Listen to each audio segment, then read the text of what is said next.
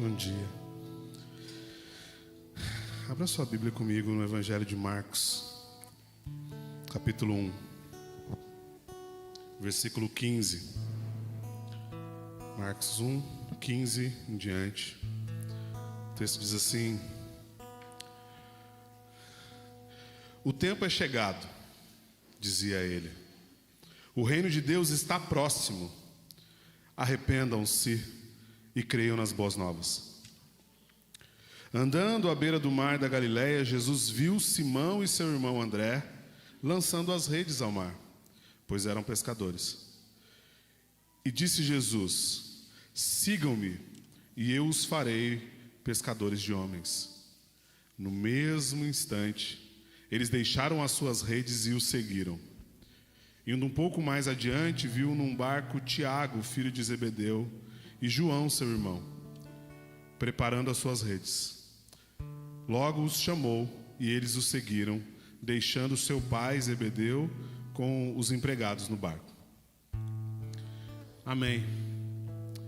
Tem uma coisa que eu sou apaixonado na experiência da igreja. Aliás, a igreja é fascinante, mas das muitas coisas que me apaixonam na igreja, uma delas é a dor da igreja. É quando você tem um plano, você vai montar uma RIP, aí você prepara o material, aí você estuda, aí você faz uma coisa. Mas naquele momento a dor da igreja é uma, e o Espírito Santo não está nem aí para o seu planejamento. Ele vai fazer aquilo que ele tem que fazer, porque Ele é o Senhor da igreja. E é Ele que conduz. E eu tinha um plano, um texto que faz umas 3, 4 semanas, eu até comentei com o Lucas que eu queria trazer. Mas eu cheguei hoje aqui e a dor da igreja é outra, e glória a Deus por isso.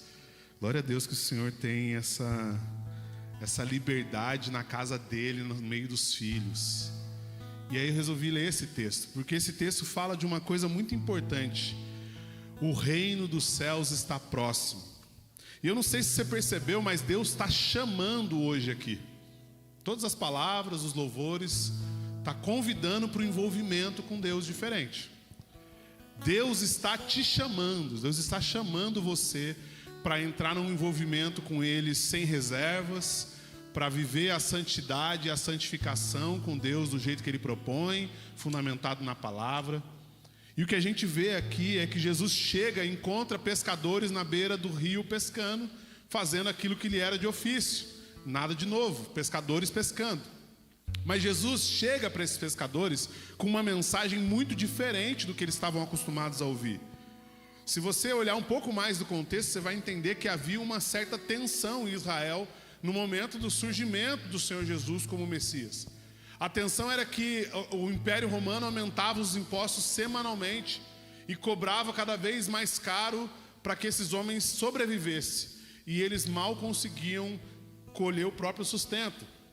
Alguns historiadores vão dizer que começa então a primeira diáspora, já que é quando as pessoas começam a sair da cidade, porque não tem mais como se sustentar naquele local, a partir dessa cobrança de impostos do Império Romano.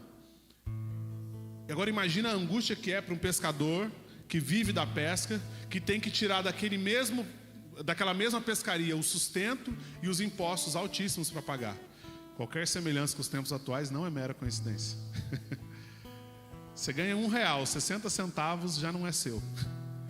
Você já tem que arrumar um jeito de pagar essas contas. E tentar comer com os 40 que sobra.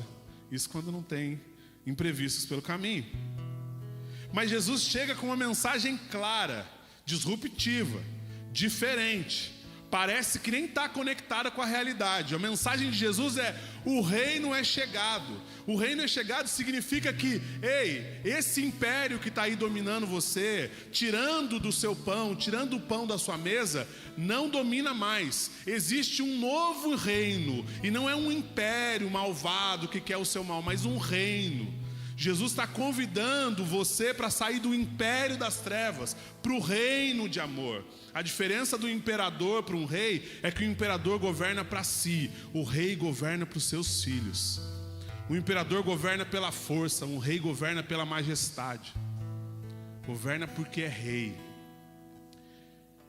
E o convite do Senhor para esses homens é: venham e eu vou fazer de vocês pessoas sentadinhas de boa, confortáveis, comendo do bom e do melhor. É isso, não? Venham para um reino onde vocês serão empregados, envolvidos, mas eu vou redirecionar a habilidade de vocês.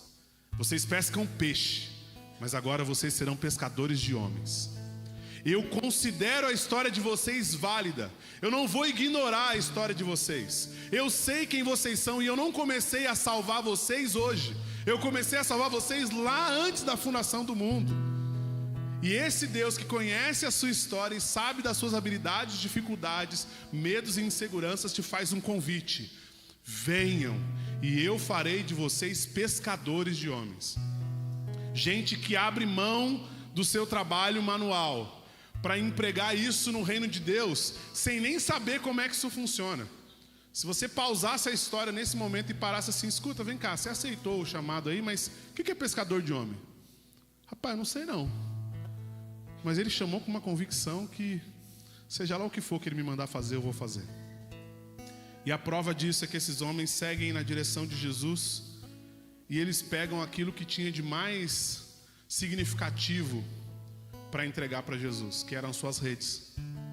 Um pescador sem rede não tinha o que fazer. Não dá para sustentar a família pescando de vara e murinete. O Alex, que é pescador, vive por aí, não dá para sustentar a família só com uma varinha e um anzol e uma boinha, não dá. Nem que seja um equipamento de pesca muito legal. Se você quer sustentar a sua família, você precisa de rede para pescar em quantidade. E esses homens pegam então as suas redes, deixam de lado. E eu gosto demais do versículo 18. No mesmo instante, deixaram as redes e o seguiram. Eles deixaram aquilo que simbolizava a relação que eles tinham com esse mundo, a tentativa de sobrevivência, a tentativa de dar certo, de fazer acontecer, e eles deixaram isso de lado e apresentaram isso ao Senhor como oferta, uma entrega. E agora aqueles barcos que estavam ali já podiam ser utilizados por outras pessoas, ou talvez até nem fossem usados. Há a possibilidade, inclusive, de que eles afundaram aqueles barcos. Os outros dois, Tiago e João, que são filhos de Zebedeu, deixam o pai com os funcionários para trabalhar. Eles estavam liderando o negócio do pai, eles deixam aquilo e vão seguir o chamado de Jesus. E numa outra passagem semelhante a essa, que está em 1 Reis 19, eu vou ler rapidinho, a gente tem também o chamado de um outro homem de Deus, num contexto um pouco diferente, mas com o mesmo significado, chamado Eliseu. Elias tinha passado um período difícil, em depressão, triste na caverna, angustiado, sem entender seu propósito, achando que ia morrer. Então Deus dá para ele 3 direcionamentos importantes, e um dos direcionamentos é que ele ungisse Eliseu, o sucessor dele. E Eliseu, entendendo a relevância, a importância desse chamado, quando Elias passa por ele, joga a capa em cima dele, e ele entende o que aquilo significa naquela cultura. Jogar a capa significa a sucessão, a passagem de ministério. E aí Eliseu fala assim: eu vou, me dá só um segundo que eu vou despedir da minha família. E ele volta, e ele estava arando a sua terra com seus bois, uma junta de bois e o seu carro, a sua carroça lá. E ele volta para casa, coloca os bois no matadouro, mata os bois, quebra a carroça e o carro todo e queima para fazer fogo para consumir aqueles animais. Doa, faz um churrascão na vila para a galera, doa a carne para todo o povo, se despede dos pais e segue Elias por onde quer que o Senhor vá levar ele, sem olhar para trás, na certeza de que seja lá para onde for que o Senhor vai me levar, seja lá qual for as mudanças que Deus tem para a minha vida a partir de agora, eu não posso recusar esse chamado. O chamado de Deus para a gente nessa manhã, aliás, que ecoa da eternidade para nós, é um chamado para o aparente desconhecido. Aparentemente você não sabe onde vai dar, mas você sabe quem é que está te chamando. E eu tenho convicção de que nessa manhã Deus está chamando alguém, porque está muito claro que o Senhor está repetindo isso. E se o Senhor está te chamando, querido, aceita o chamado. Não é o chamado da igreja, é o chamado do Senhor. É o chamado para ouvir a voz do Mestre. Quem tem ouvidos, ouça aquilo que o Espírito diz à igreja. E se o Senhor te chama, tem uma historinha que ajuda a ilustrar, que é uma expressão muito famosa chamada queimar as naus. Queimar as naus quer dizer eu vou, mas eu vou com tudo. Talvez você até já tenha feito esse movimento de vir, mas não veio assim integral, não largou as redes, não queimou os seus carros e não entregou tudo para o Senhor. Você veio, mas veio meio assim, vamos ver, um pé dentro e outro pé meio fora. Você veio, mas veio só com o corpo assim meio para trás. E essa expressão é usada porque na época das embarcações vikings, virou depois disso uma prática comum entre os vikings, quando eles tinham que enfrentar um povo que era sabidamente mais forte que eles. Eles chegavam na terra de embarcação, queimavam as embarcações para não ter opção de voltar e partiam para a batalha. Porque enquanto você tiver ainda aquele dinheirinho escondido embaixo do colchão, quando você tiver ainda alguma sujeirinha ali, que você está, vamos ver se vai dar certo.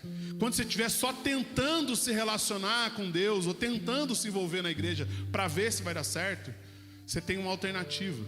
Mas o convite é claro: queime as naus, afunde os barcos, largue as redes, queime os carros, queime os bois, queima tudo que tiver que queimar, e vem, não para o que o Senhor vai te chamar, mas para quem está te chamando. Porque quando você vem para o Senhor, queimando as naus, completamente entregue ao chamado dele, o que você tem para desfrutar do Senhor, acima de tudo, é a companhia dele, a presença dele. E só isso, por si só já vale toda a trajetória. Vamos ficar de pé, queridos. Eu queria